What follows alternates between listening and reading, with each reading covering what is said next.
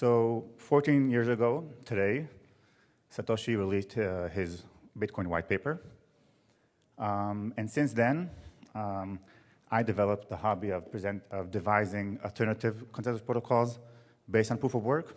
It started with Ghost Protocol, Spectre, and Phantom GhostDAG. But none of these protocols, nor any other consensus protocol, achieves what we set out to do in DAGnight. So about 3 years ago,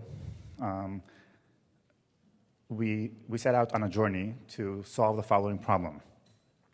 We were trying to achieve a proof of work protocol that is resilient to up to 50% attackers without knowing anything about the network delay.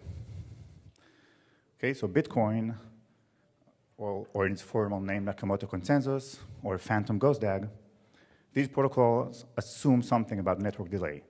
Bitcoin assumes network delay is much smaller than 10 minutes.